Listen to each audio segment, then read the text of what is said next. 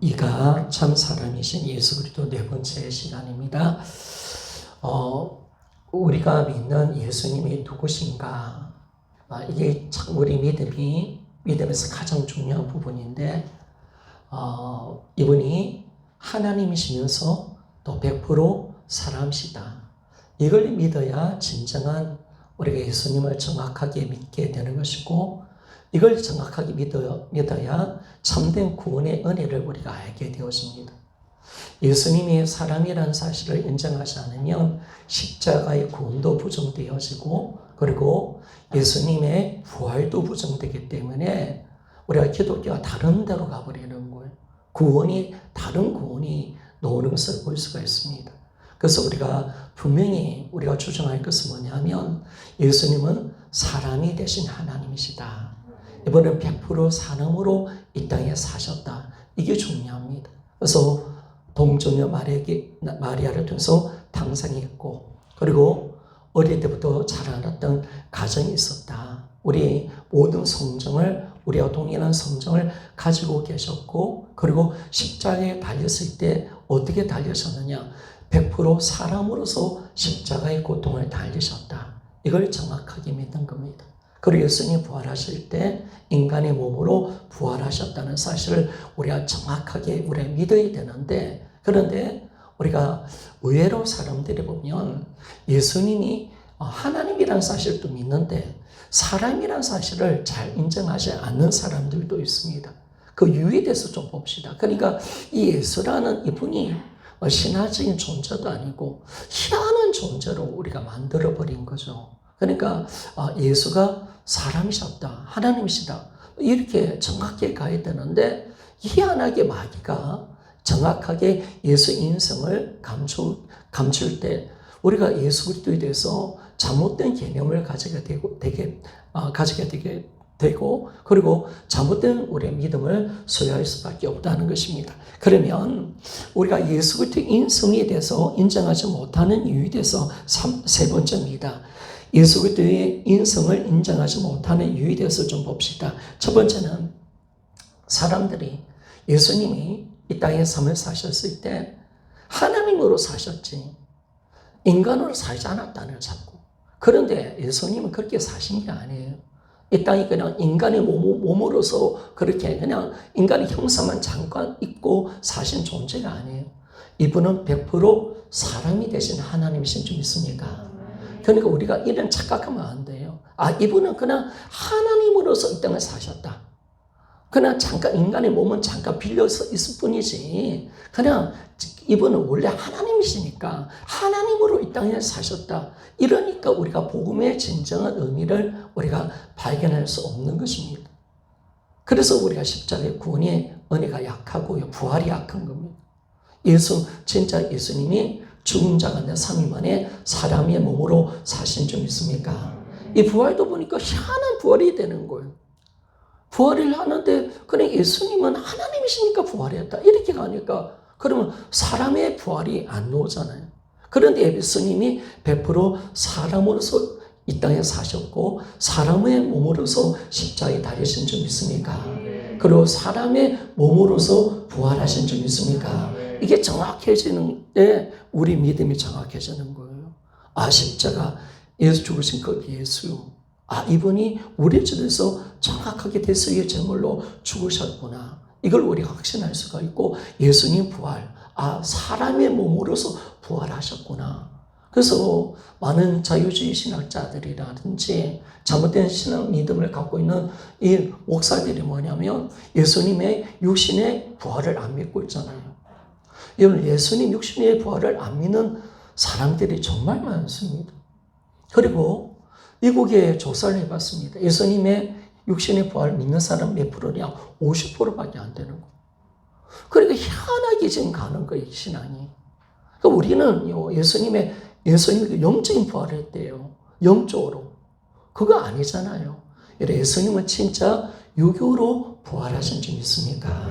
그리고 우리가 예수님 부활에 참여했기 때문에 우리는 영으로 부활하는 게 아닙니다. 정신의 부활이 아닙니다, 여러분.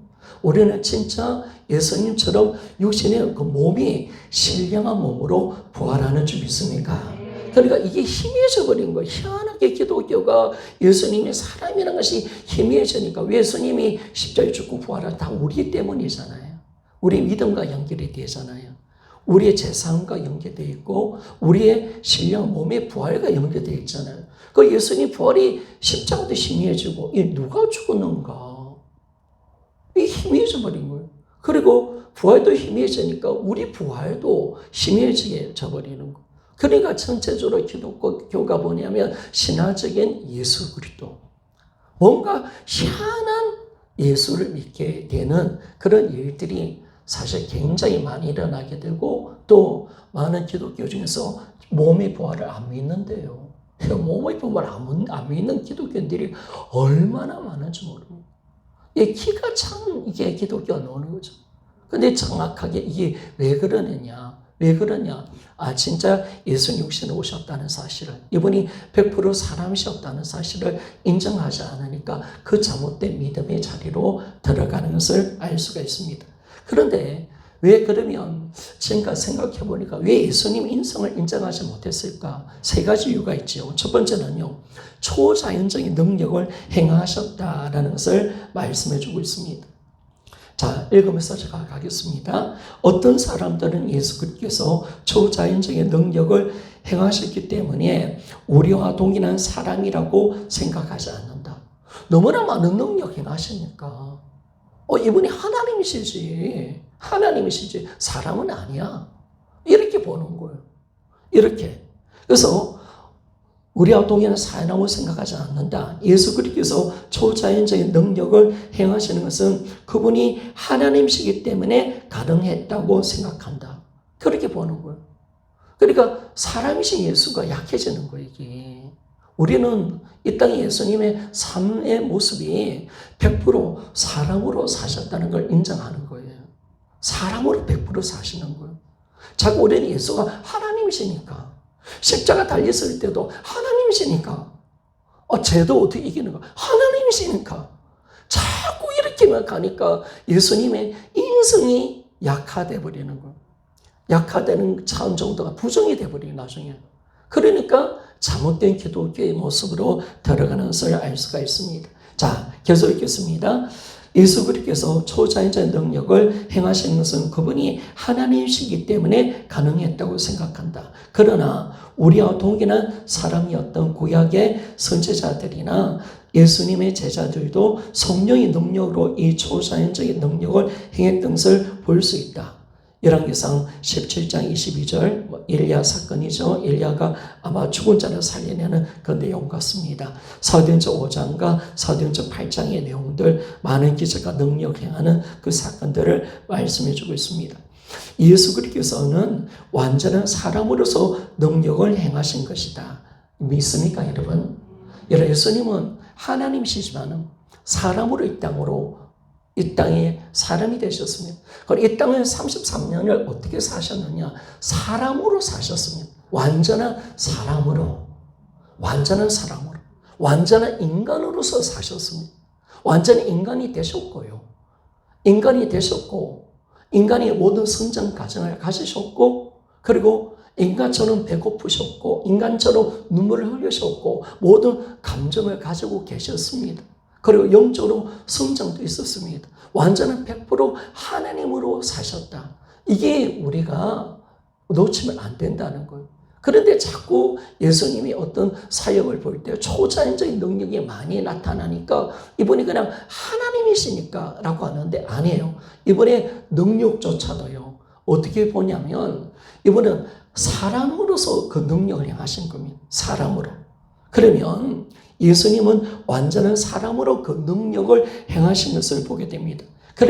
그렇다면 어떻게 완전한 사람으로서 초자연적 능력을 행할 수 있는가? 이게 이제 답이죠, 여러분. 이게 답이죠. 그것은 뭐냐면 성령의 능력인 줄 믿습니까?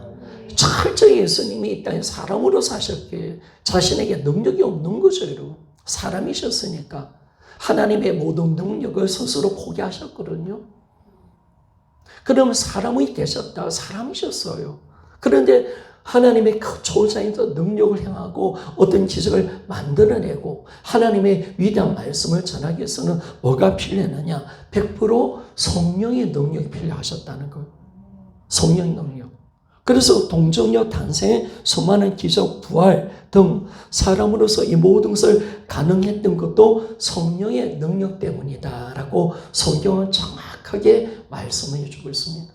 그러니까 예수님이 하나님으로서 이 땅을 사지 않으셨다는 100% 사람으로 이 땅을 사셨다. 이게 중요한 겁니다. 이것이. 그래서 성령으로 하셨기 때문에 이분이 뭐냐면 기도하신 줄 믿습니까? 그래 기도하신 거. 죄를 안 지신 거예요. 날마다 성령 충만함을 우리처럼 구한 거예요, 여러분. 우리가 항상 이제 죄를 이기고 말씀과 기도 생활 잘해서 우리가 궁극적으로 하나님 뜻대로 살고 싶으면 성령 충만함을 받아야 합니다. 성령 충만 받으면 능력이 임합니다. 기적도 나타납니다. 하나님의 귀한 역사가 일어납니다. 그런데 예수님도 동일하게 사람이셨기 때문에 날마다 매 순간마다 성령의 능력받지 않으면 이 일을 할 수가 없는 거죠. 그래서 예수님은 날마다 죄를 안 지려고 노력하셨고 항상 말씀에 순종하셨고 기도 가운데 성령의 충만 받아서 하나님의 귀한 사역을 이루어낸 적이 있습니까? 이걸 우리가 정확하게 보는 겁니다. 자, 그러면 탄생부터 봅시다. 누가복음 1장 35절 말씀을 좀 봅시다. 같이 읽어봅시다. 시작. 천사가 대답하여 가라사대 성령이 내게 임하시고 지극히 높은 이의 능력이 너를 덮으시리니 이러므로 나실 바 거룩한 자는 하나님 아들이라 일컬으리라. 아멘. 예수님의 탄생 자체도 태어나는 그 자체도 보면 성령의 능력으로 이 땅에서 잉태되셨고 성령의 능력으로 이 땅에 탄생하셨다라는 것을 정확하게 보여주고 있는 겁니다. 그러니까 이분이 하나님으로 사신 게 아니에요. 이분은 100% 사람으로 이 땅에서 태어나셨다라는 것을 말씀해 줍니다. 그러면 예수님의 기적과 능력은 어떻게 행하셨는가? 사도행전 10장 38절입니다. 다시 한번 읽어보기를 원합니다. 시작. 하나님이 나사렛 예수께게 성령과 능력을 기름 붓게 하셨으며 저가 두루 다니시며 착한 일을 행하시고 마귀에게 눌린 모든 자를 고치셨으니 이는 하나님이 함께 하셨습니다. 아멘. 자, 예수님이 능력을 행하셨습니다. 그러면 그 능력을 어떻게 행하셨는가 보니까 성령과 능력을 기름 붓도 하셨으며 여기서 뭐 성령과 능력 두 가지라고 말을 하는데 사실은 그런 의미가 아니고 성령으로 능력을 받으셨다. 아멘 맞습니까? 성령을 받았기에 능력 있는 삶을 사셨다는 것. 성령으로 그분이 모든 것을 행하셨다는 것. 그래서 날마다 기도해야 되고 날마다 주님을 의지해야 되고 초점 맞춰야 되고 죄를 벗어버려야 되고 항상 깨끗하게 사셔야 되고 그리고 기도하는 삶을 사셨기에 위대한 사역을 이루신 줄 믿습니까? 이게 정확하게 예수님의 삶의 생애의 모습인 것을 말씀해 줍니다. 그리고 로마서 8장 11절 부활도 마찬가지입니다. 이런 부활도 예수님이 혼자 부활시킨 자기가 하나님이시기에 그냥 부활한 게 아니죠. 바로 부활조차도 성령으로 부활하셨다는 사실을 말씀해 줍니다. 자, 같이 한번 읽어봅시다. 로마서 8장 11절 시작.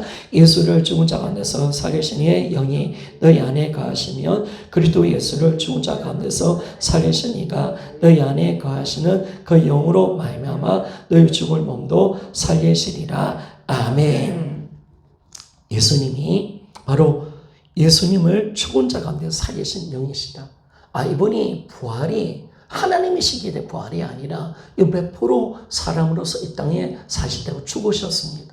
그런데 성령으로 부활하셨다라는 것을 정확하게 말씀해 줍니다. 우리 성경 하나 찾읍시다. 히브리서 9장 14절 말씀을 좀 봅시다. 히브리서 9장 14절. 히야베죠, 히야베. 야고보서 앞에 히브리서.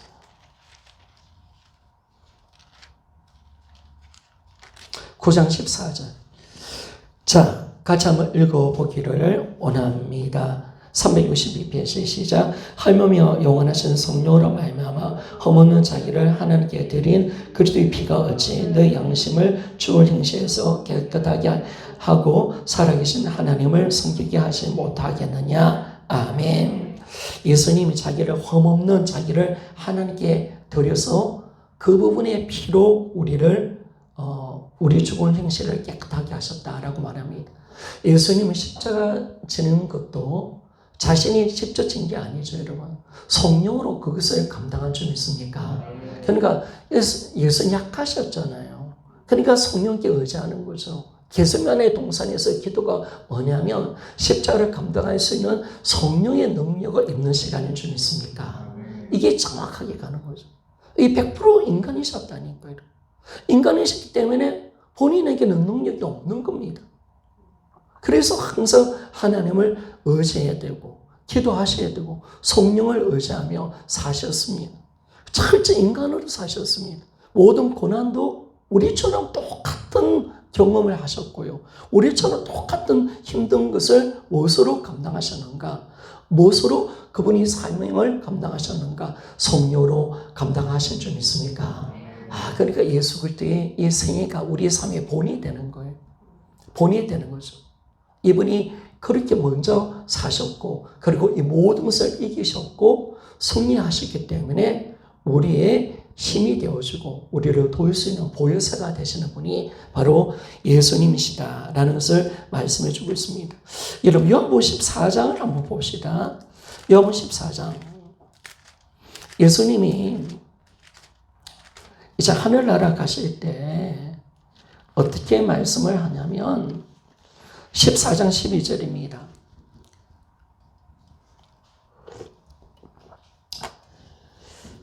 14장 12절 같이 한번 읽어봅시다. 시작. 내가 진실로 진실로 너에게 이르노니 나를 믿는 자는 내가 하는 일도 이를 그도 할 것이요 또한 그보다 큰 일도 하리니 이는 내가 아버지께로 감이라. 아멘. 이번 이 말씀 믿습니까? 그러니까 예수님도 성령을 의지하면서 사셨어요. 그리고 예수님 하늘나라 가셨을 때 성령을 보내신대요. 보내면 너희들이 그 성령의 능력을 입으면 어떻게 하느냐면 너희들도 나와 같은 일을 할 것이다. 또 나보다 더 큰 일을 하게 될 것이다 라고 말합니다. 여러분 예수님의 제자들은요 예수님보다 더 큰 일을 이룬 줄 믿습니까? 여러분 예수님의 사이의 스케줄하고 제자들 사이의 스케줄이 다른 거예요. 엄청난 세계 선교를 이루는 거예요. 엄청난 능력을 행하는 거예요. 이 말씀이 맞는 거예요. 그분은 철저히 성령으로 살았고 그리고 성령이 우리 안에 와 있다는 것은 나도 예수님처럼 살아갈 수 있는 줄 믿습니까? 나도 예수님보다 더 큰 일을 할 수 있는 자인 줄 믿습니까? 할 수 있는 거죠, 여러분. 그 일을 제자들이 한 거예요. 제자들은 무릎 꿇은 거예요. 그래서 사도행전을 만들어낸 거예요. 그럼 우리는 왜 못하느냐? 통일한 성령을 받았는데 죄 때문에 그런 거죠, 여러분. 죄가 우리의 능력을 빼앗는 겁니다. 그러니까 복음을 진짜 알게 되어지면 예수 믿는다는 그 자체, 내 안에 성령이 들어오셨다는 그 자체가 내 자신이 능력자라는 사실 믿습니까? 이 능력자입니다, 여러분. 보혜사 성령이 내 안에 와 계시는데 주님 말씀하셨잖아요. 그러니까 지난주 금요일 날 말씀했던 것처럼 우리 그리스도인들은 약한 자가 아닙니다. 우리는 예수 이름에 근세가 있는 사람입니다. 그리고 성령의 능력이 있는 사람입니다. 그러면 우리가 예수 이름 부를 때 성령의 역사가 드러나 주님처럼 놀라운 일을 할 수 있는 존재가 우리고 그걸 제자들이 보여주었습니다. 그리고 사도행전의 초대교회들이 보여주었습니다. 근데 이제 우리가 2000년 후에 살고 있는 우리가 이걸 못 보여준다. 참 안타까운 거예요. 그러니까 여러분의 생각이 달라져야 돼요. 내가 누군가? 내가 어떤 존재인가? 예수를 믿는다는 것은 얼마나 큰 사건인가? 이걸 내가 아는 거죠. 여러분 예수를 믿는다는 것은 너무나 큰 사건입니다. 그분이 내 안에 들어오신 사건이고 내가 새로운 피조물이 되는 사건일 줄 믿습니까? 성령이 내 안에 들어오시고 내가 능력 있는 자가 되는 줄 믿습니까? 내가 다 가진 자가 되는 거. 그 예수 그리스도를 믿는다는 것이 너무나 큰 사건인 거예요. 그 사실 하나 믿으니까 재상을 받게 되어지고 내가 모든 것을 이기는 자가 되어버렸고 예수 그리스도와 연합되어 있고 그리고 그분이 내 안에 들어오신 적 있습니까? 우리는 성령을 받은 존재가 되었습니다. 그러면 성령이 함께하신다면 능력 있는 삶을 살아가는 거. 그러니까 그리스도인 자체가 능력자로 하나님을 만들어내신 거예요. 근데 우리의 생각 자체가 뭐냐면 왜 지는 삶을 사는 거예요. 너는 안 돼. 안 돼. 아니죠, 여러분. 이제부터 여러분들이 예수 이름으로 악한 자를 명하시기를 소원합니다. 이러면 자꾸 마귀가 우리를 속이는 거예요. 예수 믿는 그 자체가 얼마나 큰 능력이고 예수 연합되어 있고 우리가 예수 그리스도를 가진 자가 되었고 다 가진 자가 되었고 우리가 성령의 능력을 소유한 자고 우리에게 예수 이름의 권세가 와 있습니다. 그래서 주님이 분명하게 이렇게 하는데 이제 사고가 바뀌는 거죠. 우리가 패배의식이 아니라 내가 이제 능력 있는 못 사는 삶을 살아가는 것을 안타까워하는 거. 이게 이렇게 되어가야 되는 거예요. 이게 진짜 맞는 거예요. 왜 나에게 능력이 안 나타나는가? 이런 삶으로 가야지 매를 치고 우리가 실패한 이게 내 삶이 아니라는 겁니다. 정확하게.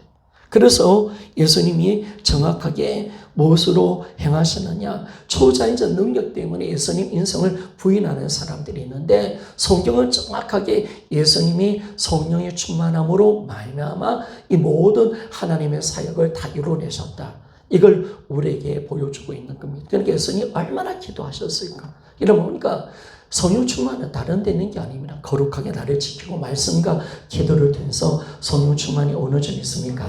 성령 충만이 그렇게 위대한 거예요, 여러분. 그러니까 여러분이 성령 충만을 사모하는 것은 정말 복된 겁니다. 이 능력을 받으면요, 성령 충만 받으면요, 뭐든지 할 수가 있습니다. 진짜 뭐든지.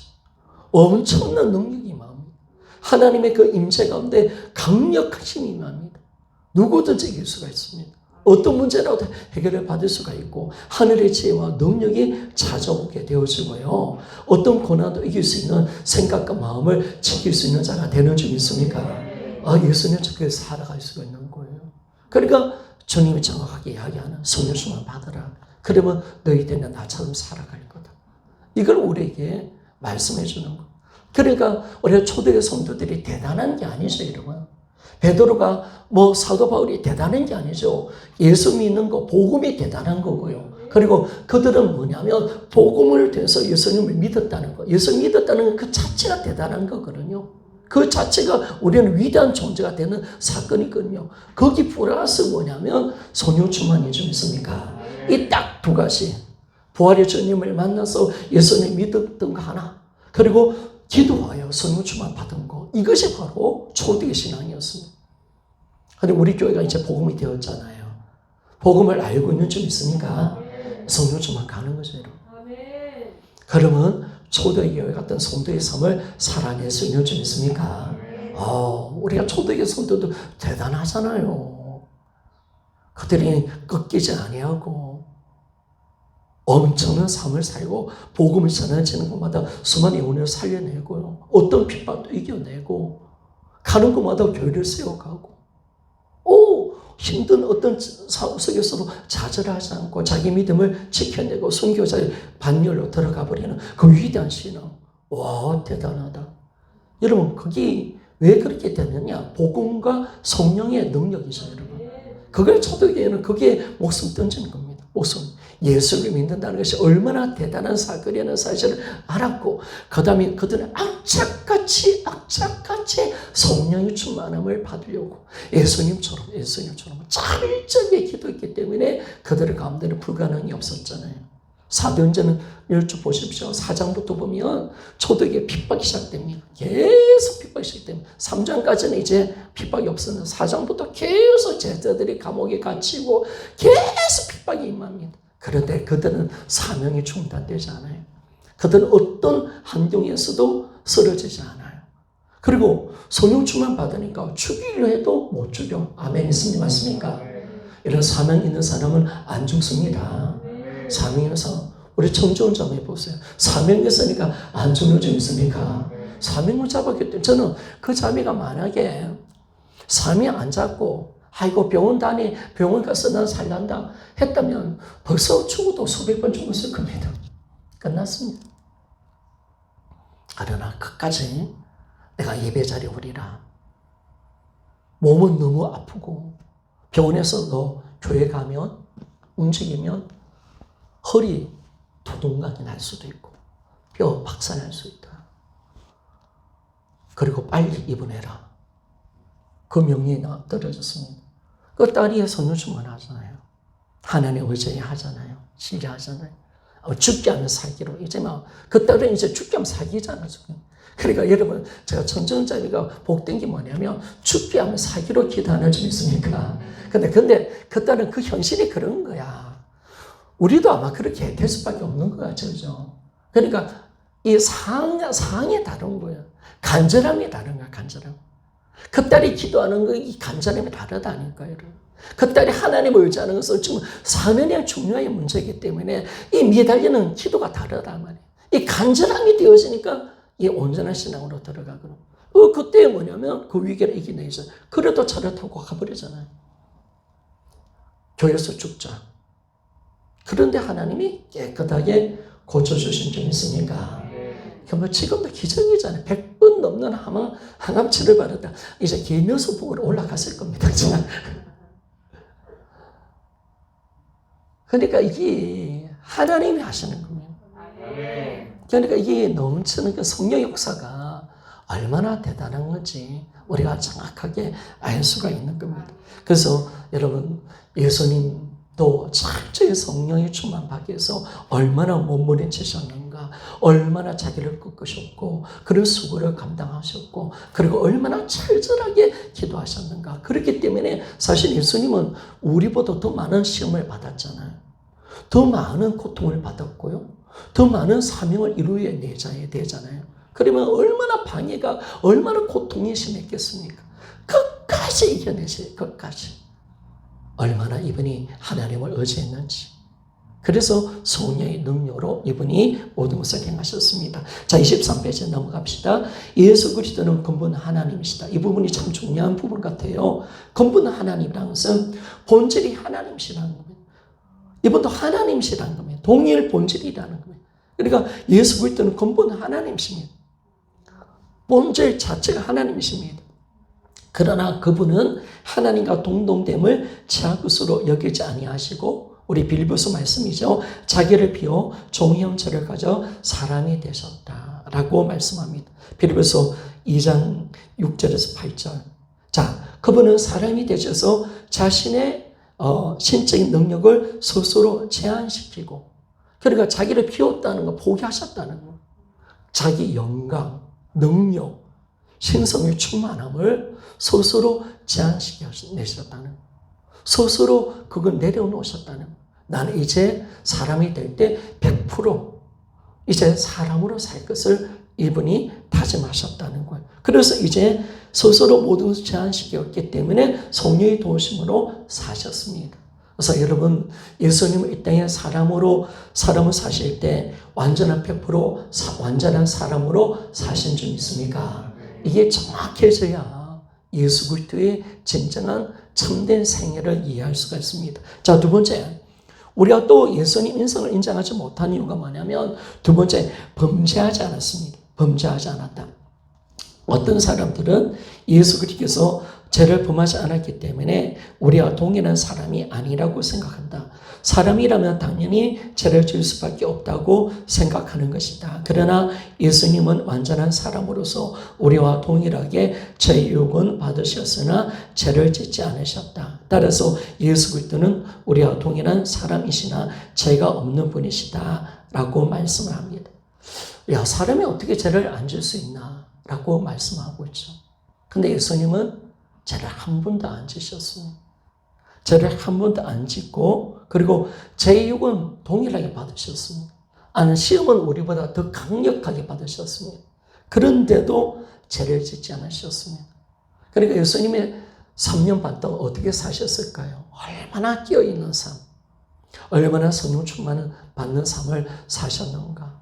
하루하루를 얼마나 주님의 임재 가운데 살았는가라는 것을 우리가 정확하게 우리에게 말씀해 줍니다. 자, 이번에서 4장 15절입니다. 같이 한번 읽어봅시다. 시작. 우리에게 있는 대제사장은 우리 연약함을 채우려 하지 않은 자가 아니요 모든 일에 우리 한결같이 시험을 받은 자로되 죄는 없으시니라. 아멘. 자, 하나님의 은혜죠. 예수 그리스도께서 죄를 짓지 않으셨다. 이분이 참 이 죄라는 것은 결국 선택이잖아요. 여러분, 죄를 짓는 건 선택이거든요. 끊임없는 선택입니다. 그런데 이분이 끝까지 뭐냐면 자기를 부인하고 자기를 포기하고 여러분 하나님의 말씀에 순종한 줄 믿습니까? 그러니까 이 죄유혹이 오잖아요. 이거 뭘 선택한가 할 건가? 세상이냐 하나님이냐? 말씀이냐 세상의 어떤 영광이냐? 끊임없이 시험하거든요. 세상이 그런 건 아닙니까? 오늘도 여러분 예배 자리에 왔을 때 물론 여러분들이 이제 예배에 초점 맞추고 이런 신앙이 되어지면 이제 뭐 예배 드리는 것 때문에 시험거리가 되는 것은 되지 않을 겁니다. 제가 예전에 그런 이야기 했습니다. 여러분 보고 우리 명진이는 모태신앙입니다. 명진이 강진이는 그 애들한테 주의를 지키라 하는데 시험이 될까요? 없습니까? 이 애들은 개념 자체가 주일은 하나님께 예배 드리는 날이기 때문에 이기 때문에 하나도 시험거리가 될 게 없습니다. 그럼 영진이 강자한테 11조를 드리는 게 시험거리가 될까? 제가 물어봤습니다. 영진아, 강진아, 11조 드리는 것이 시험거리가 되나? 하나도 안 된대. 당연히 하나님께 드리는 거 당연합니다. 이게 끊는 사람들은 시험거리가 될 사람이 없죠. 그러면 여전히 시험거리가 많다는 것은 내 마음에 결정을 하지 못했다는 거예요. 그런 것들은 신앙의 초보잖아요, 여러분. 신앙이 진짜 초보입니다. 이거는 주일학교의 영적 수준을 가면 안 되는 거예요, 여러분. 이제 그 정도 시험을 우리가 받는 자가 되면 안 되겠죠. 여전히 그거 가지고 마귀한테 테스트 받으면 안 되겠죠. 받으면 안 되겠죠. 정확하게 그래서 우리에게 하나님의 말씀 마음이 정해지고 뜻이 딱 정해지면요. 거기에 대해서는 더 이상 마귀 우리를 건드리지 못합니다. 그래서 여러분들이 다니엘처럼 뜻을 정하는 신앙이 되기를 소원합니다. 뜻을 정하십시오, 여러분. 나는 이제 뜻을 정하겠다. 나는 이것이 우선순위다, 이거. 한번 까짝까짝 거리겠죠. 야, 어떻게 할래? 뜻을 정했는데 어떻게 할까? 그래, 뜻을 순종해야 하셨던. 그래서 내가 예배를 지킵니다. 11조 드립니다. 하나님의 말씀을 지켜냅니다. 그런데 이제 뜻을 정하기 때문에 계속 마귀가 테스트합니다. 몇 번만 딱 이기면 더 이상 내 마음이 움직이지 않습니다. 뜻이니까. 그러니까 뜻을 정하여 하루에 3번 딱 기도했을 때 여러분 나중에 이 다니엘이 얼마나 신실하게 사니까 이놈의 왕한테 신임을 다 받는 거예요.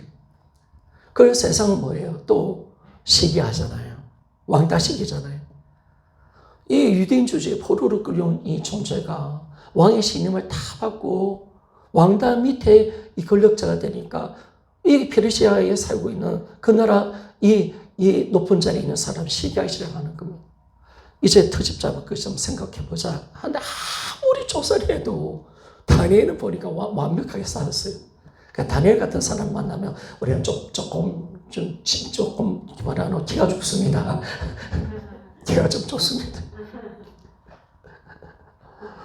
아무리 봐도 이게 할 게 없잖아요. 그래서 자기들이 고민하다가 신상 만들어가지고 왕의 신상 앞에 절하게 하는 거. 왕의 신상 외에는 절하는 사람 이제 사자밥 넣자. 이런 거 가지고 결국 테스트했잖아요. 그런데 다니엘은요, 뜻을 딱 정하니까 어느 정도 뜻을 정했느냐. 너희들이 나를 사자밥 던져도 나는 뜻을 정했기 때문에 기도한다. 이거죠. 다니엘이 그 이야기를 못 들었겠습니까? 다니엘이 기먹으리겠습니까? 아니겠죠. 30일 동안 왕의 신상 앞에 왕의 신상에만 절하지 다른 신에게 절하는 사람은 사자밥이 될 것이다! 라고 했습니다. 이제 페르시아 모든 지역에 공문이 다 내려갔습니다. 왕의 도장이 딱 찍혔습니다. 왕의 도장 찍혔으면 왕도 이제 함부로 못해요. 그래 다리오 왕이 나중에 속았다는 사실을 알고 난데 뭐 하려는 구원하려는데 왕이요. 당신이 법을 정해놨지 않습니까? 그래서 어쩔 수 없이 다리를 사자로 굴에 던지잖아요. 왕의 도장 찍었다면 끝났다는 겁니다. 왕도 못 바꿉니다. 그런데 다니엘이 어떻게 합니까? 아이고 사자법 던진데 아이고 어떻게 하지? 저는 그렇게 했다고 생각하지 않습니다. 눈 하나 깜짝하지 않고 내가 뜻을 정했으니까, 내가 우상의 점을 안 먹기로 작정했으니까 너희들이 나를 죽이든 말든 난 이 뜻대로 간다. 고민 안 했을 겁니다, 여러분. 고민 안 하는 거죠, 여러분. 다니엘이 거기서 고민했겠습니까? 안 했습니다. 그냥 간 겁니다. 결국 발각이 되고 이미 딱 보고 있으니까 잡혀 들어가는 거죠. 그래서 사자에 던져진 겁니다. 그러니까 우리 신앙이 뜻을 정한다는 거 참 중요한 겁니다. 그러니까 여러분이 하나님과 세상과 거기에 머뭇거리면 안 됩니다. 우리는 오직 여호와 하나님이 참된 하나님이신 줄 믿습니까?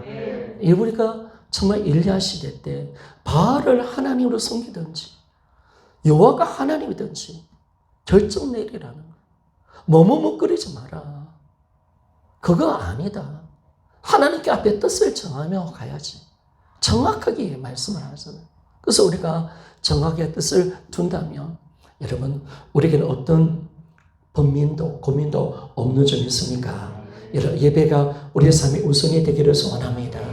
뜻을 정하면 여러분 이게 돼서 못해서 고민이 없어요. 여러분 뭐 가족들 결혼한다. 이야 또 정했는데 어쩔 수 없어.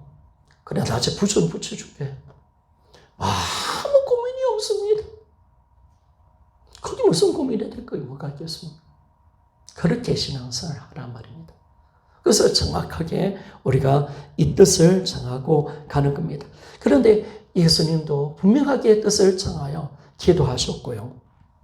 자신의 모든 생각과 마음을 하나님께 내려놓고 어떤 것이라도 하나님의 말씀에 순종하겠다. 이 뜻을 이루겠다라는 이 마음 가지고 딱 가니까 죄악의 유혹을 이기고 우리와 동일하게 사람이시지만 이분은 죄를 안 지은 줄 믿습니까? 그래서 우리가 그렇게 가는 겁니다. 그렇게 우리의 신앙생활 하는 겁니다. 자, 그래서 우리 요한일서 3장 4절 5절입니다. 같이 한번 읽어보기를 원합니다. 시작. 죄를 짓는 자마다 불법을 행하나니 저는 불법이요 그가 우리 죄를 없이 하려고 나타나신 바 된 것을 너희가 아나니 그에게는 죄가 없느니라. 아멘. 그래서 이분이 끝까지 죄를 선택하지 않았다는 겁니다. 하나님의 말씀을 선택하고 자기를 굴복시켰다는 겁니다. 물론 기도와 선유춤만 받았고 끝까지 싸우셨다는 겁니다. 끝까지 죄를 안 지려고 노력하셨고 죄를 한 번도 안 짓는 그 위대한 삶을 예수님은 살아내셨다. 그분의 삶이 얼마나 위대한가라는 것을 알게 되었습니다. 자, 세 번째, 영혼까지의 사람은 아니었을 것이다 라고 말합니다. 자, 예수 그리스도는 육체는 사람이라는 것을 인정하지만은 영혼은 하나님이었을 것이라는 생각 때문에 예수 그리스도가 나와 동일한 사람이라고 생각하지 않는다. 그러나 예수 그리스도는 육체뿐 아니라 영혼까지 사람의 영혼을 가지셨다. 예수 그리스도께서 죽으실 때 자신의 영혼을 하나님 아버지께 온전히 맡기신 것을 볼 수 있다. 사람은 영혼과 육체로 되어 있다. 창세기 2장 7절 예수 그리스도께서 완전한 사람이라는 것을 영혼과 육체 모두 사람이라는 것을 의미한다. 아멘. 예수님은 영혼까지 사람의 영혼을 가지신 줄 믿습니까? 그렇죠. 어떤 사람 이단들이 그렇게 이야기하는 몸만 사람이셨고 영혼은 하나님이셨다는 거예요. 아니에요. 여러분 예수님은 사람의 영혼까지 가지고 계셨고 100% 이분은 사람이셨습니다. 그리고 이분은 100% 하나님이신 줄 믿습니까? 이게 이렇게 가는 거죠. 정확하게 100% 하나님이셨다. 영혼까지라도 하나님이셨다. 라는 것을 그렇게 영혼까지라도 사람이셨다는 것을 말씀해 줍니다. 자, 마태복음 27장 50절입니다. 같이 한번 읽어봅시다. 시작. 예수께서 다시 크게 소리 지르시고 영원히 떠나시다. 아멘. 정확하게 이분이 그냥 하나님 반, 인간 반으로 사는 게 아니에요. 100% 사람으로서 이 땅에 사셨고 십자가에 달리셨기에 영원히 떠나가셨다라고 분명하게 기록되어 있습니다. 자, 누가복음 23장 46절입니다. 같이 읽어봅시다. 시작. 예수께서 큰 소리를 불러 가라사대 아버지여 내 영혼을 아버지의 손에 부탁하나이다 하고 이 말씀을 하신 후 운명하시다. 아멘. 내 영혼을 아버지 손에 부탁하나이다 라고 그렇게 말씀을 합니다. 정확하게 영혼을 주께 아버지께 맡기고 세상을 떠나셨다라는 것을 말씀합니다. 자, 오늘 다 해야 되니까 조금 빨리 갈게요. 예수 그리스도께서 완전한 사람이신 것을 인정하지 못하게 하는 이와 같은 생각들은 이미 오래전에 이단으로 정죄를 받았다. 나중에 뒷부분에 이 이단에 대해서 다룰 겁니다. 자, 네 번째 4번. 그러면 예수님 참 사람이셨다. 인간으로 사셨다. 이것이 우리에게 큰 은혜가 되는 것이 있습니다. 먼저는 우리 신앙의 모범이 되는 것을 알 수가 있습니다. 자, 우리는 참 사람이신 예수 그리스도를 우리 신앙의 모범으로 삼을 수가 있다.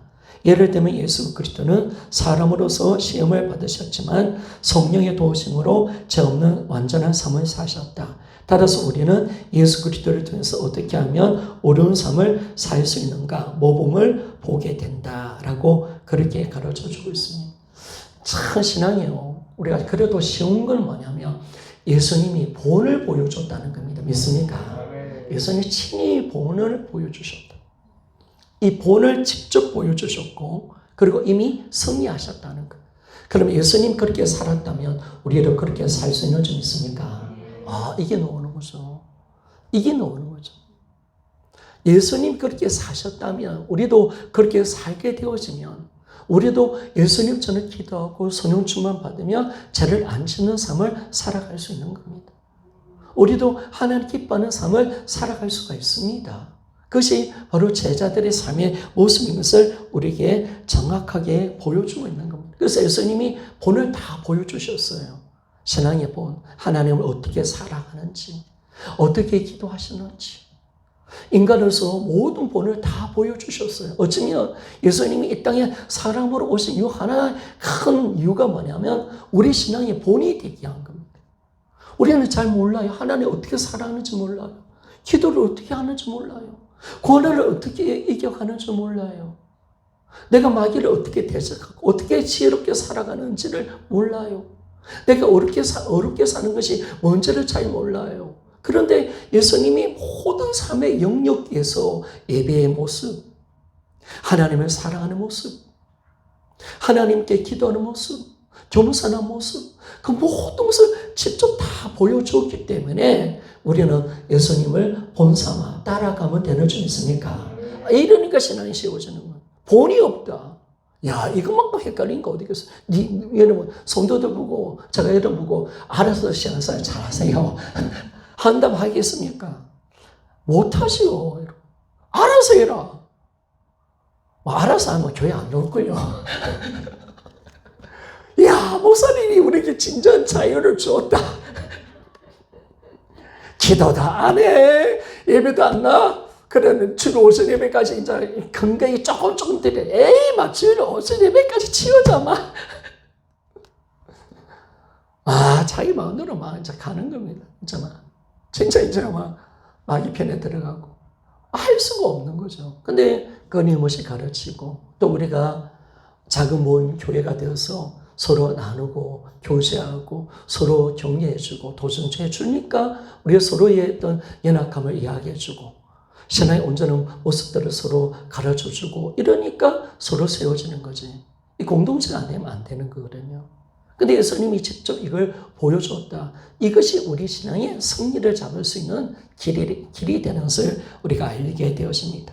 그래서 신앙생활은 다른 게 아닙니다. 바로 예수님을 따라가는 것이고 바로 따라가는 제자로서의 삶을 사는 것인 줄 믿습니까? 그러니까 여러분 헷갈리지 말고 주님처럼 살면 돼요. 우리는 주님을 닮아가기 위해서 이 땅에 존재하는 거. 주님이 어떻게 우리를 사랑하시는지, 주님이 죄인들을 어떻게 사랑하는지 보여주셨잖아요. 그래서 예수님이 어쩌면 원수까지를 어떻게 사랑하셨습니까? 하나님 앞에 자기를 못 박는 자, 자기를 조롱하는 자를 향해서 아버지요, 저들의 죄를 용서해 달라고. 그걸 누가 나중에 본받습니까? 스데반이 그대로 본받아가지고 예수님 본을 그대로 본받아서 아버지요, 저들이 하는 짓을 모릅니다. 저들의 죄를 사하여 주옵소서 하면서 스데반이 죽잖아요. 이게 바로 본이 되는 본. 그래서 정확하게 예수님이 본을 보여줬다는 것입니다. 자, 에베소서 4장 13절에서 15절 말씀을 봅시다. 같이 한번 읽어보기를 원합니다. 시작. 우리가 다 하나님 아들을 믿는 것과 아는 일에 하나가 되어 온전한 사람을 이루어 그리스도의 장성한 분량이 충만한 때까지 이르리니 이는 우리가 이제부터 어린아이가 되지 아니하며 사람의 기술과 간사한 유혹에 빠져 모든 교훈의 풍조에 밀려 유동치 않게 하려 함이라. 어제 사랑 안에서 참된 것을 하여 범사의 거기까지 자랄지라. 그런 어린이 그 그리스도라. 아멘. 그리스도의 장성한 분량까지 자라나야 됩니다. 우리의 신앙의 목표는 예수 그리스도십니다. 그분의 장성한 분량까지 이르기 위해서 우리는 달려가야 됩니다. 물론 완전한 자리까지 갈 수는 없겠지만 우리가 닮아가는 겁니다. 온전한 자리로 우리는 들어가는 겁니다. 그래서 우리가 모든 신앙의 영역, 사랑, 섬김, 인내, 모든 예수님을 닮아가는 것. 그래서 성경 읽으면서 예수님 어떻게 사시는가 이걸 늘 이야기하고, 그리고 서신서에 보니까 이 고난을 받고 있는 이 성도들에서 예수 그리스도의 고난의 본을 이야기하고 있잖아요. 어떻게 고난을 이겨내셨는가 이걸 말씀을 하고 있습니다. 자, 베드로전서 2장 21절 같이 한번 읽어보기를 원합니다. 시작. 이를 위하여 너희가 부르심을 입었으니 그리스도도 너희를 위하여 고난을 받으사 너희에게 본을 끼쳐 그 자체를 따라오게 하려 하셨느니라. 아멘. 자, 우리에게 예수님 고난을 받으신 이유가 본을 끼쳐 우리가 그 예수님을 따라올 수 있도록 하기 위해서 그분이 직접 고난을 받으셨다라는 것을 정확하게 말씀합니다. 그래서 참 예수님이 하나님이신데 우리에게 본이 되고 싶고 또 십자가의 구원을 이루기 위해서 이 모든 것을 담당하셨다는 것. 인간으로 사셨기에 얼마나 많은 수고와 얼마나 많은 고통 속에 사셨고 얼마나 인내하고 기다리셨고 철저한 기도 속에 사셨고 그런 삶을 우리에게 직접 보여주셨다. 그걸 생각하면 한숨하기도 하고 감사하기도 하고 참 우리 때문에 그 십자가를 지기 위해서 그리고 우리의 본이 되고 싶어서 본이 되려고 그 신실한 모습을 다 완전한 본이 되는 이 예수님의 삶을 우리가 알게 됩니다. 자, 두 번째 하나님의 사랑 확증입니다. 하나님께서 예수 그리스도의 성육신과 십자가의 사건을 통해서 우리를 향한 하나님의 사랑을 보여주셨다. 예수 그리스도는 완전한 사람으로 십자가에서 죽으셨다. 십자가에 죽으시면 그 당시 사람으로 겪을 수 있는 가장 큰 고통이었다. 그러나 많은 사람이 예수 그리스도의 죽으심에 대해 하나님이니까 고통스럽지 않았겠지와 같은 생각을 하기 때문에 십자가의 사건에 대해서 감격하지 못한다. 예수 그리스도께서는 참 사람이신 것을 알게 될 때 우리는 십자가의 사랑이 얼마나 큰 것인가 확증하게 된다. 아멘. 우리처럼 인간의 몸으로 사셨으면 모든 시험과 연약함을 다 담당하셨으면 다 우리처럼 힘든 육체를 갖고 사셨으면 우리처럼 성정을 가지고 사셨고 우리처럼 똑같은 시험을 당하셨고 똑같은 그런 유혹을 그대로 받으셨습니다. 그런데도 이분은 완전한 삶을 살아내셨습니다. 그리고 우리보다 더 큰 고통을 당하셨습니다. 여러분 그것이 십자가인 줄 믿습니까? 십자가인데 예수님이 십자가 질 때 사람으로 지신 겁니다. 여러분 십자가 한번 지볼 자신 있으십니까? 여러분 우리가 만약에 십자가를 지라면 질 수 있을까요? 만만치 않죠. 그렇죠? 십자가 지는 거 정말 십자가의 고통이 얼마나 큰 건데 그런데 우리가 하나님이니까 이 고통스럽지 않겠지. 이렇게 자꾸 가는 거. 근데 예수님은 모든 삶의 모습을, 이 땅에 사는 모습을 100% 사람이셨다. 사람으로서 이 십자가를 다 지셨다라는 것을 말씀해 줍니다. 자, 누가복음 22장 42절에서 44절 말씀 한번 읽어보기를 원합니다. 시작. 가로사대 아버지여, 만일 아버지의 뜻이 온들 이 잔을 내게서 옮기시옵소서. 그러나 내 원대로 마옵시고 아버지의 원대로 되기를 원하나이다 하시니 사자가 하늘로부터 예수께 나타나 힘을 돕더라. 예수께서 힘쓰고 도에서 더 간절히 기도하시니 땀이 땅에 떨어지는 핏방울 같이 되더라. 아멘. 이런 예수님의 고통이 있었기에 십자가가 있는 겁니다. 십자가를 너무 쉽게 생각하면 안 됩니다. 그냥 십자가 아닙니다. 예수님이 피눈물 나는 십자가입니다. 그 십자가를 위해서 예수님이 얼마나 아파하셨는지, 죽기까지 내 마음이 근심이 있다라고 제자들에게 이야기했습니다. 그리고 겟세마네 동산에서 정말 그 십자가를 지켜서 그걸 뜻을 정하고 받아들이기까지 예수님은 처절한 기도의 시간이 필요했다는 거. 절교, 통곡이죠. 그런 가운데 예수님이 십자가 지신 거. 그러니까 참 예수님의 그 생애를 보면 참 애탄 거죠. 그러니까 우리가 십자가를 그냥 생각하면 안 돼요. 그분이 어떻게 십자가까지 가셨는가. 그 가는 과정도 힘드셨고, 그리고 마지막 그분이 스스로 그날 이제 날이 밝으면 십자가에 죽는다는 것도 알고 계셨지만은, 늘 그것을 받아들이고 계셨지만은 막상 그 앞에 가니까 죽음 앞에 오는 두려움, 그 무슨 무시무시한 공포, 그 애절한 눈물, 그죠? 그 아픔 속에서 그분이 우리 때문에, 그래도 그분은 포기하지 않고 우리 때문에 그 십자가로 가는 엄청난 고통의 현장을 만들어내신 겁니다. 그리고 날이 밝아서 십자가에서 진짜 매를 맞고 온갖 조롱을 다 당하시고 진짜 십자가에서 6시간 인간이 당할 수 없는 최고의 고통을 당하시면서 십자가에 인간의 몸으로서 죽으셨다. 이런 생각해 보면 십자가에 대해서 그냥 쉽게 생각하면 안 됩니다. 그분이 어떤 고통을 당하시고 어떤 대가를 지불하셨는가라는 것을 말씀해 줍니다. 자, 이런 오른쪽 페이지 한번 보십시오. 도널드 맥클라운드 사람이 신학자겠죠. 이번 누군지 잘 모르겠는데 제가 읽어보겠습니다. 그분은 조금 더 경감되지 않고, 그림 내용이죠. 그분은 조금 더 경감되지 않고 완화되지 않은 죽음을 경험하셨다. 그 죽음은 영원할 수 없는 우주적인 고통과 감정적인 고통, 성부 하나님께 버림받는 고통을 포함하는 것이다 라고 말했습니다. 우리는 조금만 아파도 힘들다고 이야기하는데, 그죠? 이분이 오는 인간이 당할 수 있는 그 고통을 그대로 당하신 겁니다. 육체의 고통, 감정적인 고통, 또 하나 더 하나님께 버림당하는 고통도 당하셨어요. 그는 인간이 당하지 않았던 고통인데 이것까지 당하셨어요. 하나님 아버지와 예수님은 항상 사랑의 관계, 연합의 관계에 있었거든요. 근데 십자가 달렸을 때는 예수님은 죄인으로 달리신 겁니다. 어린 양으로. 하나님의 진노가 예수님께 퍼부어버린 겁니다.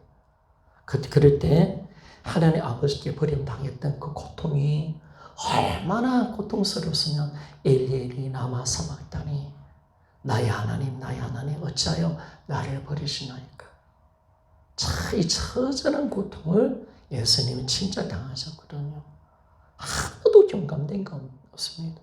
그 고통을 직접 우리 때문에 당하셨다는 사실을 우리가 안다면 이 십자가의 사랑이 얼마나 큰 사랑인가 라는 것을 우리가 알게 됩니다. 자, 넘어서 5장 8절입니다. 같이 한번 읽어봅시다. 시작. 우리가 아직 죄인되었을 때 그리스도께서 우리를 위하여 죽으심으로 하나님께서 우리에 대한 자기 사랑을 확정하셨느니라. 아멘. 그죠? 아들을 죽이신 이 사랑을 통해서, 이 죽으신 이것을 통해서 하나님은 자신의 사랑을 확정하셨다. 의심하지 말라는 겁니다. 하나님 그 사랑을 확정했다. 이미 확정되어 있기 때문에, 증거가 있기 때문에, 이루어진 사건이기 때문에 하나님이 우리를 얼마나 사랑하시는가, 그 사랑에 대해서 전혀 의심하지 말라라고 말씀합니다. 자, 요한일서 4장 9절 10절입니다. 같이 한번 읽어보기를 원합니다. 시작. 하나님의 사랑이 우리에 이렇게 나타난 바 되었으니 하나님이 자기 독생자를 세상에 보내시면 저로 말미암아 우리를 살리려 하심이니라. 사랑은 여기 있으니 우리가 하나님을 사랑한 것이 아니요 오직 하나님이 우리를 사랑하사 우리 죄를 위하여 화목제물로 그 아들을 보내셨음이니라. 아멘. 우리 죄를 위하여 화목제로 그 아들을 보내셨음이니라 라고 말했습니다. 그래서 하나님 사랑의 십자가 가운데 정확하게 드러나고 있고, 그분이 어떤 대가와 수고를 감당하셨는가라는 것을 우리가 알게 되었습니다. 그래서 날마다 십자가가 우리 자랑이 되어지기를 원합니다. 이러면 십자가 생각하면서 날마다 주님의 그 고통과 아픔을 잘 기억하셔야 됩니다.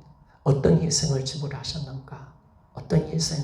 그래서 저도 이제 초대교회 성도들처럼, 성도들은 성장식을 매주마다 했다는데 우리는 한 달에 한 번 정도는 해야 되겠다 해서 이제 10월 달부터 매달 첫 주마다 성장식을 통해서 그 십자가의 진정한 의미를 다시 한번 더, 이분이 어떻게 이 땅에 삶을 사셨고 나에게 어떤 구원을 주셨는가, 그걸 항상 마음속에 새길 수 있는 그런 은혜를 우리가 다 같이 얻기를 원합니다. 세 번째, 예수 그리스도를 더 신뢰합니다. 예수 그리스도께서 우리와 동일한 사람으로서 우리와 한결같이 시험을 받으셨기에 마음으로 우리를 긍휼히 여기시고 능히 도와주신다. 그분은 우리의 고통과 아픔을 이해하시는 분이기 때문에 더 믿고 신뢰할 수가 있다라고 말합니다. 하나님이 우리 인간을 볼 때 참 우리를 참 이렇게 측은하게 보시는 것 같아요. 긍휼히 여기십니다. 우리가 참 약하고 부족하다는 걸 너무 잘 아셔요.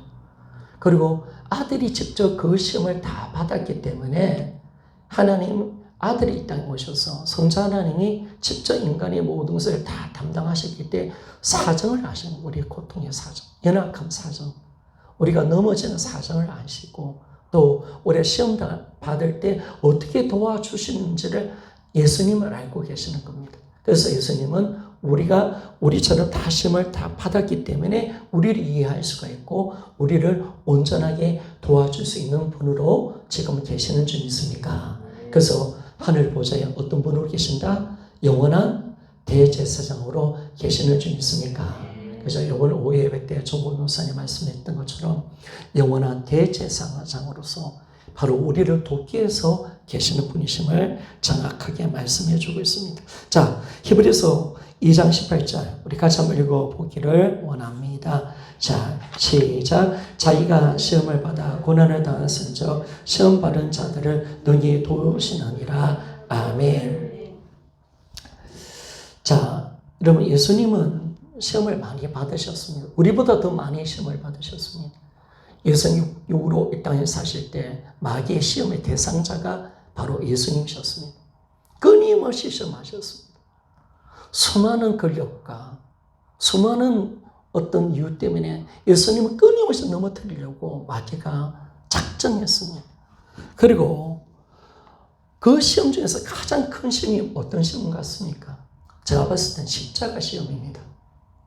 여러분, 십자가가 예수님께 구원의 사역이었지만, 구원하시는 그 목적이었지만, 십자가는 엄청난 시험이 있는 겁니다. 그런데 그분이 십자가를 통과한 줄 믿습니까? 십자가 예수님께 엄청난 시험이셨어요. 이건 보통이 아니잖아요. 죽어야 되잖아요. 그 고통을 당해야 되잖아요. 여러분, 역사책에 보면 우리 십자가에 달리신 사람들은 한 3일에서 7일 정도 살다 죽는데요. 그런데 3일 정도, 7일 정도 사는 사람들은 한 몇 번 깨어났다가 죽느냐 하면 1000번을 기절을 한대요. 그리고 모든 액체가 다 빠진대요. 땀, 그리고 오줌, 심지어 병까지 다 빠진대요. 그리고 인간이 당할 수 있는 최고의 고통을 당한다는 거예요. 그래서 제롬이라는 철학자는 십자가는 재수 없는 거다. 십자가는 말을 하지 마라.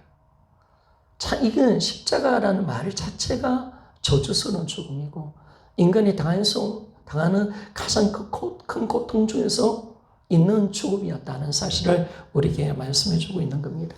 근데 예수님이 그 시험을 여러분들은 조그만 시험해도 내가 해야 되나 말아야 되나. 근데 예수님이 다 이겨내셨거든요. 근데 예수님께 진짜 십자가는 큰 시험이었습니다. 그래서 그분이 기도하신 겁니다. 살고 싶잖아요.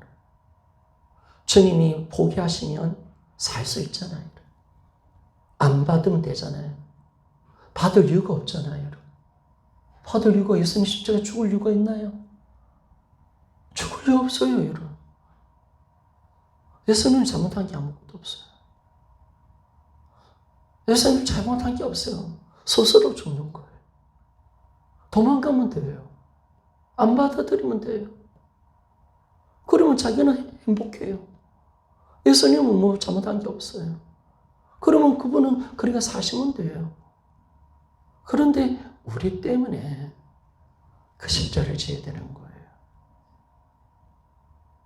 그분은 질 이유도 없었고 그런 고통을 받을 이유가 없는 거예요. 아무 이유가 없어요. 죄를 지은 적도 없는 분이에요. 하나님의 아들이에요.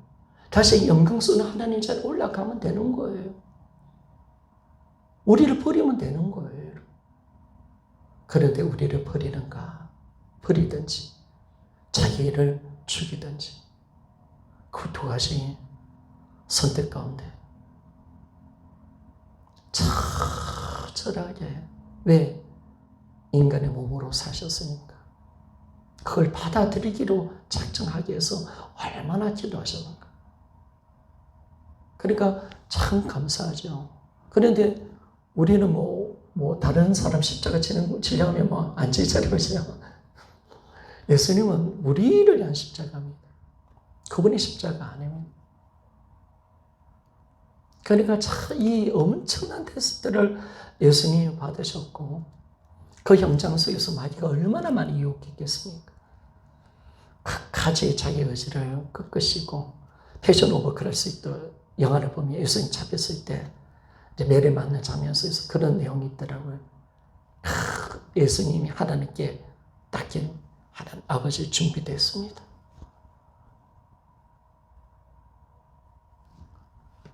그 현장 앞에 그때 매를 뵙기 전에 아버지요 준비됐습니다. 그다음부터 완전히 폭력적인 영화로 들어가죠. 수없이 패고 때리고 공구고 침 뱉고 갈대로 때리고 수많은 조롱을 당하시고 그리고 십자가의 다리로 가시는 그 예수님. 그 자리까지 가기 위해서 참 주님이 어떤 마음가짐으로 가셨는가라는 것을 알게 된다면 그 십자가가 얼마나 주님 앞에 큰 시험거리가 되었는가라는 건 아는데 그분이 그걸 넉넉하게 기도하면서 성령을 의지하며 이겨내시는 그런 은혜를 우리가 알게 됩니다. 그래서 여러분 십자가는 뭐냐면 우리 구원의 은혜이고 십자가는 사랑의 장소인 줄 믿습니까? 십자가는 헌신의 장소인 줄 믿습니까? 십자가를 진짜 모르면요 우리가 진짜한 헌신이 안 옵니다. 예수님이 어떤 헌신을 하는지를 우리가 알아야 나도 그런 헌신을 할 수가 있습니다. 내가 어떤 사랑을 받고 어떤 헌신을 내가 하나님께 받았는가를 안다면 나도 헌신의 장소가 십자가입니다. 그래서 십자가의 복음을 만난 사람이 그토록 죽도록 졸려서 자신을 던져가는 거죠. 모든 거 다 버리고 의사로 선교사로 가버리는 거. 그런 분들이 너무 많습니다. 여러분 제가 천국이 복받은 게 뭐냐면 이 땅에 하나님을 사랑하는 사람은 너무 많습니다. 진짜 많습니다. 십자의 은혜 때문에 자기 모든 것을 포기하는 사람 너무 많습니다. 어느 때는 제가 하나님께 그렇게 말할 때 있어요. 하나님, 비록 이 땅에 인간들이 말을 안 듣고 하나님 대적에서 마음 아프지만은 그러나 사랑하는 주의 자녀들이 당신을 사랑하고 있고 헌신한 사람들이 얼마나 많습니까? 하나님 아버지 기쁘시죠? 그럴 때가 제가 있습니다. 정말 주님을 사랑하는 사람 많습니다. 그런 사람들을 통해서 하나님의 나라가 임하고 주님의 하나님의 의가 이루어지는 것을 우리가 알게 됩니다. 자, 그래서 십자가가 우리가 가장 큰 고통이었는데, 그런 이분이 뭐냐면, 시험에서 졌다면 우리를 도울 수 없어요. 그러나 그 시험을 이기신 점 있습니까? 어떤 시험을 당했더라도 우리가 그분이 이겼기 때문에 그분이 우리를 도울 수가 있는 것입니다. 그래서 능히 도우신다 이 말, 2장 18절 보니까 맨 밑에 보니까 맨 끝에 능히 도우신다 이 말은 달리 번역을 해보니까 주석을 찾아봤으면 제가 보니까 예수님은 도우러 우리에게 오신다는 겁니다. 그분은 능히 우리를 도우러 오시는 분이신 줄 있습니까? 그분은 능력이 없는 분이야. 우리와 똑같은 경험을 했기 때문에 우리 모든 사정을 아시고 우리 필요를 아시고 모든 것을 제공할 수 있는 분이시기 때문에 능히 도우러 우리 가운데 오시는 분이신 줄 믿습니까? 이것 때문에 예수님이 때 오신 거예요. 그래서 이분이 모든 거 다 이기셨습니다. 다 이기셨고, 이 도우신다 이 단어는요, 제가 보니까 보에데오라는 헬라어에서 나왔는데, 원어에서 나왔는데, 이 말은요, 위험에 빠진 자리에서 울음소리를 듣고 도로 급히 달려가는 그 모습에서 이 단어가 나왔대요. 이 보에데오라는 말은 막 도움이 필요한 사람이 막 위험 빠져서 막 울어요. 울어요. 그럼 어떻게 해요? 주변의 사람들이 우는 소리 듣고 막 도로 가잖아요. 그때 단어가 보에데오라는 단어. 근데 도우신다는 단어가 이 뜻이라는 거예요. 여러분, 우리 하나님은 어떤 분이십니까? 예수님 어떤 분이십니까? 우리가 심각한 유혹에 빠졌을 때, 어떤 큰 고난이 역경속에 있을 때, 우리가 막 부르짖고 도와달라고 기도할 때 지체하지 아니하시고 우리를 도우러 오신 분이신 줄 믿습니까? 이분이는 지체하지 않으시고, 우리가 막 울고 있으면 지체하지 않으시고, 그분을 찾으면 지체하지 않고 빨리 송사처럼 달려와서 우리를 도우시는 분이심을 정확하게 우리에게 말씀을 해주고 있습니다. 자, 히브리서 4장 15절에 16절 한번 보고 마칩시다. 같이 한번 읽어보시다. 시작. 우리에게 있는 대제사장은 우리 연약함을 채우하지 아니하는 자가 아니요 모든 일에 우리와 한결같이 시험을 받는 자로되 죄는 없으시니라. 그러므로 우리가 긍휼하심을 받고 때를 따라 돕는 은혜를 의기하여 은혜 보좌 앞에 담대히 나아갈 것이니라. 아멘. 자, 우리가 은혜의 보좌 앞으로 나가야 되는데요. 은혜의 보좌, 그 은혜의 보좌는 어떤 보좌냐? 하나님이 계시는 보좌인 줄 믿습니까? 하나님, 근데 하나님의 은혜의 보좌. 근데 원래는 구약에는 하나님의 은혜의 보좌, 하나님 보좌가 어떤 곳이었습니까? 사실은 그 하나님의 은혜의 보좌는요, 무서운 곳이었습니다. 시내 강야에서 이제 시내산에 하나님이 임재하셨으면 하나님의 보좌가 내려왔습니다. 그런데 하나님 음성이 막 들리고 하나님의 보좌의 속에서 음성이 들리니까 이 이스라엘 백성들이 무서워가지고 두려워가지고 막 벌벌 떨었습니다. 왜? 그 보좌는 심판의 보좌였습니다. 두려움의 보좌였습니다. 그리고 우리가 이사야 선지자를 보면요, 이사야 6장에 보면 이사야가 뭘 보냐? 환상을 봅니다. 하나님의 그룹이 가득 채워지고 하나님의 보좌가 임하는 환상을 봅니다. 그때 이사야가 어떻게 되냐면 마치 죽는 것처럼 그런 두려움 속에 빠져들어가는 것을 볼 수가 있습니다. 그런데 여러분, 지금 예수님이 이 땅에 오시고 난 뒤에 여러분, 하나님 보좌는 어떤 보좌가 됐습니까? 두려움의 장소가 아닙니다. 심판의 보좌가 아닙니다. 그 보좌는 은혜의 보좌인 줄 믿습니까? 이게 감사한 거예요. 우리 은혜의 보좌인 거예요. 구약의 사람들 하나님의 보좌 앞에 나가는 걸 두려워했습니다. 무서워했습니다. 음성이 들리니까 옷에 보고 하나님의 음성을 제발 안 듣도록 좀 해달라고. 두렵다고, 무섭다고. 우리가 그 음성을 들으니까 무서워서 감당이 안 된다고. 제발 너에게만 이야기하고 우리에게는 말씀하지 않게 해달라고 할 정도로 두려웠습니다. 심판의 보좌였죠.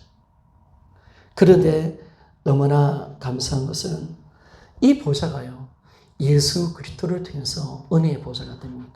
그리고 지금 예수님은 어느 우편에 앉아 계십니까?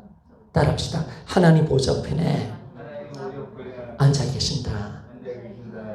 바로 예수 그리스도께서 하나님 우편에 앉아 있고 영원한 대제사장이심을 대제사장이 되셔서 우리를 대언하시는 분이 되었다는 그 사실 자체가 우리가 이제는 하나님 보좌가 은혜의 보좌가 되는 거예요. 그리고 우리는 이제 예수 그리스도를 통해서 하나님의 자녀가 되었고 하나님은 우리에게 우리 아버지가 되어 주셔서 하나님과 우리가 이 영적인 새로운 관계, 가족의 관계, 자녀의 관계로 우리가 들어갔기 때문에 우리는 이제 그 보좌로 담대하게 나갈 수 있는 줄 믿습니까? 그러니까 놓으라는 거예요. 그 보좌에 누가 앉아 계시느냐? 그리고 그 보좌에 앉아 계신 그 예수님이 우리를 위해서 대신 기도하시고 우리를 대언하신대요. 이제 우리 미애자매가 이제 와요. 하나님께로 나와요. 하나님께 너무 영장 우리 기도하면 나가는 거죠. 이러면 먼저 나중에 기도를 그렇게 할 건데 기도는 눈을 감고 하나님께 딱 나가면 말씀이 그대로 이루어집니다. 우리는 하나님 보좌로 나가는 줄 믿습니까? 그대로 나갑니다. 하나님 내 영혼은 이거는 예수님 하나님 계시는 차원은 4천, 5천, 6천 세계가 아닙니다. 영원한 세계입니다. 그러면 우리 영혼이 하나님께 나가면 하나님 은혜 보좌로 바로 나가는 줄 믿습니까? 바로 나갑니다. 우리는 기도는 하나님께로 나가는 시간입니다. 그 보좌. 그래서 그 자리에서 나가서 우리는 기도할 수 있는 겁니다. 하나님 보좌 앞으로, 우리 하나님 보좌 앞으로 안 나가서 기도 못합니다. 하나님이 안 보이는데 어떻게 기도합니까? 그러니까 여러분들이 하나님 임재 가운데 들어가도록 기도를 많이 하시고 깊은 기도 속에 들어가십시오. 하나님 임재를 느끼도록 계속 기도하십시오. 그래서 주의 보좌 앞으로 나가야 합니다. 보좌가 보여야 합니다. 주의 음성이 들려야 합니다. 주의 임재가 느껴지면서 내가 이제 주 앞에 대면하는 그 시간 속에 들어가야 합니다. 그래서 우리가 기도할 때, 하나님 앞에 나갈 때, 여러분, 마귀를 어떻게 할까요? 야, 저 준호님 예저도 죄 많이 지었습니다. 받아주지 마세요. 우리에게 참사할 겁니다. 그런데 예수님이 우편에 딱 앉아가지고 하나님 보좌 여기 있고 예수님 우편에 딱 앉아요. 내가 이제 나옵니다. 그러면 놓고 미애자매가 놓습니다. 뭐 죄를 가지고 놓습니다. 죄를 아직 죄가 있잖아. 그러면 마귀가 청정합니다. 그럴 때 예수님이 딱 일어나셔서 하나님과 우리 사이에 딱 서십니다. 앞에 하나님 앞에 딱 서셔가지고 이 사람은 미애는 준홍이는 내가 내 피로 용서한 자입니다. 아버지, 이 딸을 받아주십시오. 이 딸은 하나님 자녀입니다. 이 딸은 그 근세를 가진 자입니다. 그래서 하나님이 그 예수님의 대언의 말을 듣고 맞아. 이 딸은 내 피를 용서받은 자야. 나의 자녀야. 그래서 우리가 뭐냐면 하나님께 마음껏 나서 구할 수 있는 줄 있습니까? 이 그림이 그려져야 돼요. 여러분. 이게 기도의 자리예요. 아시겠죠? 하늘 보좌에 누가 앉아 계시? 하나님 계시고 우편에 예수님 계시. 영원한 대제사장으로서. 영원한 대제사장으로 계시는 거예요. 그래서 대제사장으로 계시는 거예요. 피를 들여 제사를 끝내신 분. 그래서 예수님은 항상 자신의 피 대제사장으로서 하나님께 날마다 쓰시는 건데 내가 대제사장으로서 나의 몸을 피로 드리지 않습니까? 내가 그 십자가를 죽지 않습니까? 아버지여 받아주셔야 합니다. 마귀가 참사하더라도 내 피로 다 용서한 자입니다. 저 딸은, 저 아들은 하나님 자녀입니다.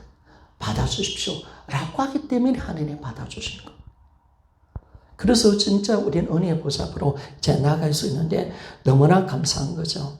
과거 시대 때는 그 보좌는 심판의 보좌였고 두려움의 공포의 대상이었지만은 이제는 뭐냐면 그 보좌는 은혜의 보좌가 되었습니다. 그러면 이제 우리가 예수 그리스도를 믿는 우리는 어떻게 됩니까? 마땅히 우리가 은혜 보좌 나가면 예수님 우리를 도우실 겁니다. 돕고 그렇기 때문에 그 보좌는 이제 우리한테 열려 있습니다. 그렇다면 우리가 지체하지 말고 항상 보좌 앞으로 담대히 나가기를 소원합니다. 이제 열려 있습니다. 뚫려 있습니다. 이제 막힐 거 없습니다. 나가면 되는 겁니다. 나가면. 그 자리에 주님이 계시고 그 피가 있습니다. 그리고 나를 받으시는 하나님의 보좌 은혜가 있습니다. 그래서 우리가 마음껏 기도할 때 우리는 넘치는 은혜를 우리가 얻게 되었습니다. 그래서 우리 예수는 영원한 보혜사가 되시는 겁니다. 이 그러니까 예수님이 대언자라는 이 뜻은 보혜사라는 뜻입니다. 팔라크로토스라는 뜻입니다. 이 보혜사와 똑같은 말입니다. 그분 우리를 위해서 태어나신 분. 마귀는 항상 우리를 청소하지만 예수님 항상 우리를 좋은 것으로 태어나시는 분이신 줄 믿습니까? 항상 좋은 것으로. 항상 자신의 십자가의 피와 은혜를 통해서 우리에게 공로를 베풀어 주신 그 은혜를 예수님 끊임없이 제공하신 분이십니다. 그래서 지금도 그 영광스러운 하늘 보좌에 영원한 제사장으로 앉아 계시는 겁니다. 우리를 위해서 기도해 주시고 우리 예배를 받으시고 우리가 은혜의 보좌에 나갈 수 있도록 예수님은 하늘 보좌에 앉으신 줄 믿습니까? 영원토록 앉아 계십니다. 그리고 천국 거기 가서도 누구 때문에 우리가 하나님께 나갈 수 있습니까? 예수님이신 줄 믿습니까? 똑같이 영원한 제사장으로 영원토록 계시는 겁니다. 그래서 우리가 그 은혜를 입었기 때문에 우리는 그리스도를 더 신뢰할 수 있는 은혜를 입게 되었습니다. 기도하며 나갑시다.